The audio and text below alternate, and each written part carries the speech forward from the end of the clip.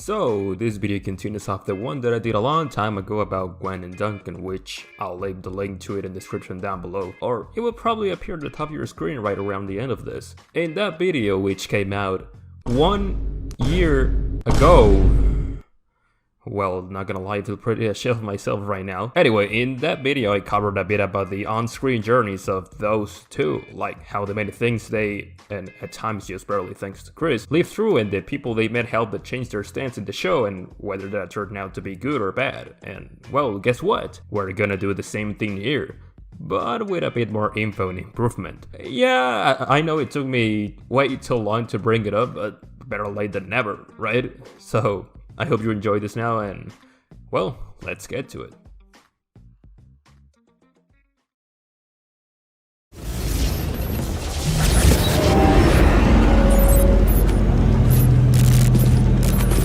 Wake the fuck up. Trent. We have Show to burn.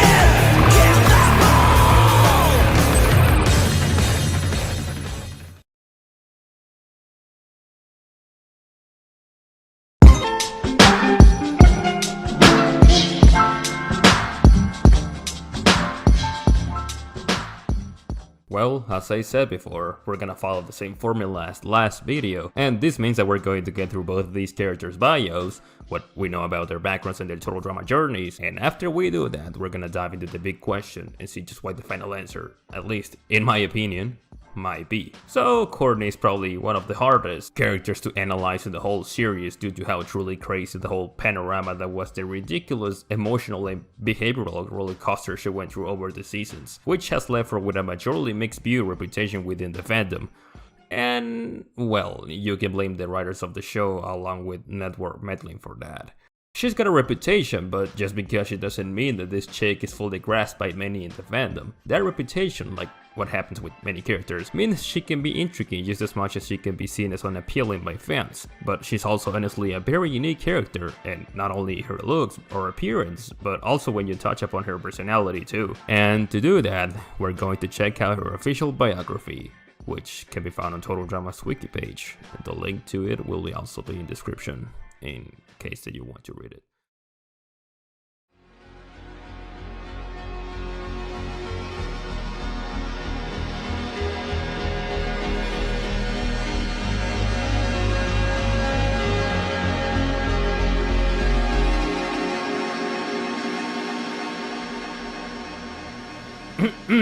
Alright, here it says that Courtney is very excited to be a part of Total Drama Island.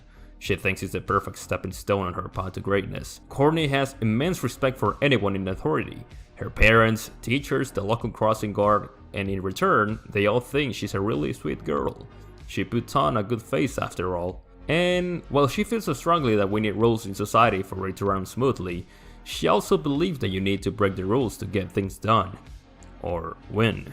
Her motto is, if you can come in first, don't come in at all. This is why she joined Total Drama Island. She feels it's a smaller version of the world. If she can win there, then it proves she can win in life. Which she already has, so she'll definitely win there. But still, she would like the $100,000 to prove it. Alright, now that we know Courtney a bit better, let's move on to our first on-show introduction to her.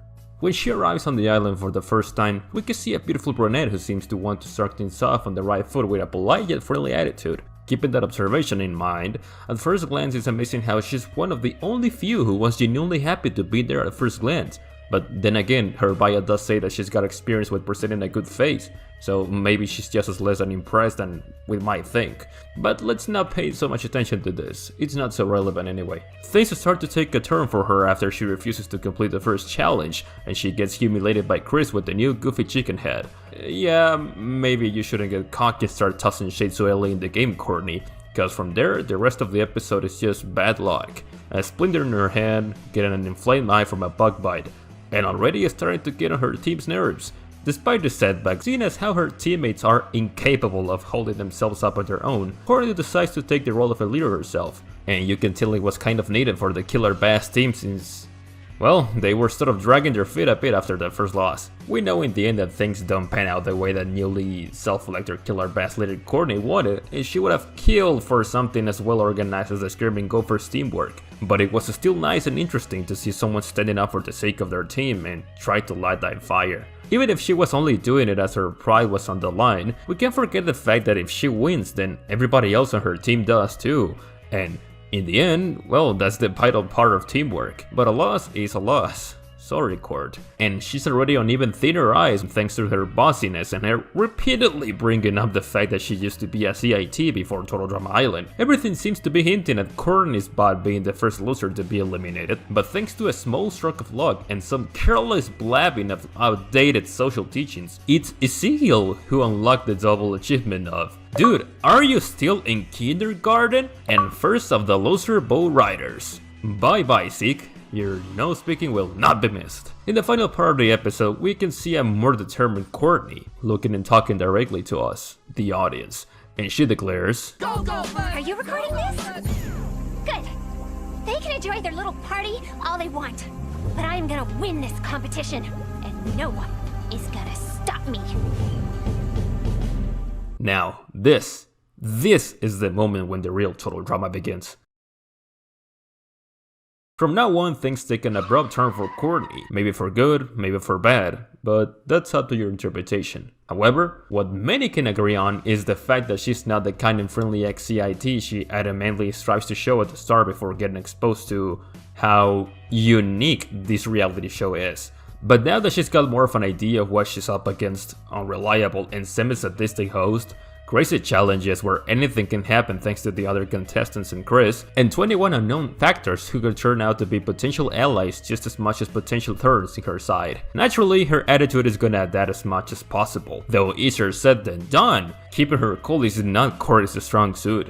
As for her team, well, the Killer Bass didn't seem to care at first at her punching a dead little roll like a hungry dog on a huge steak, but then weren't so thrilled once Captain Courtney got win hungry. It's thanks to that overbearing attitude that makes them rarely listen to her unless things start getting serious or desperate during the challenges. But eventually, things do get a little easier with that dynamic since the Bass does nail a couple of wins. Over time and despite the rocky start, Courtney does begin to develop her unique relationships with some of her teammates, such as Bridger the Suffer chick, who was over Courtney's attitude after the double loss during the first episode. They both maintain a friendship throughout the season, even if Courtney doesn't hesitate to give Bridget flack for her obvious clumsiness when it costs their team and the fact that she doesn't support the idea nor see the appeal of the blonde girl hooking up with a guy like Jeff. Another interesting connection that will become way more prominent to the show down the line is Court's dislike and the full-blown hatred for Harold, which originally started with a general dismissal or dislike for him along with not considering him a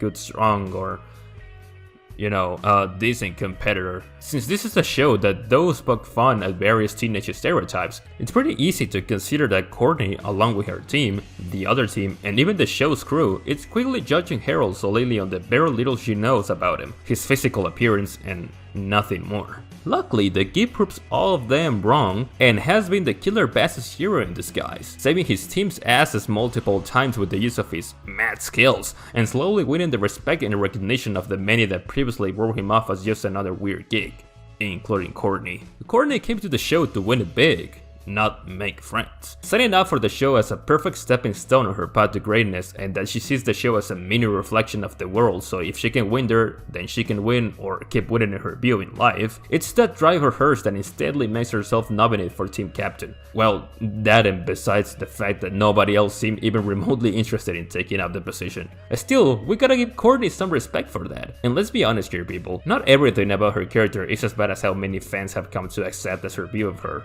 which honestly has been fueled by a good chunk of the fandom that demonizes her. Now, Courtney has a polarizing personality, and she's done some antagonizing things down the line that only got worse over the seasons.